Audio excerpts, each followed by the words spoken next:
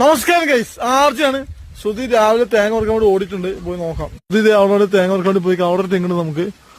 നിശ്ചയം അവളോട് നിലത്ത് നോക്കുമല്ലോന്ന് നാളത്തോടെ കൊണ്ട് ശല്യമാണ്, കണ്ണ് കാണുമല്ലോ അവൾക്ക്.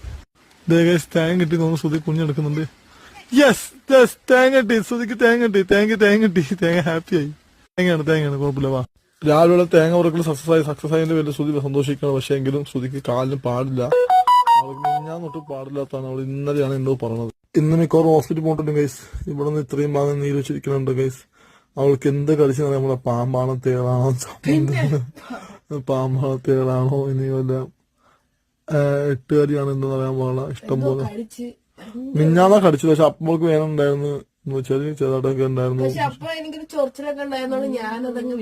പക്ഷെ ഇന്നലെ ആയപ്പോ നീര് വെച്ച് ഇപ്പൊ നടക്കാൻ വയ്യാത്ത അവസ്ഥയായി. രാവിലെ നട്ട് മഴയൊക്കെ പെയ്ത്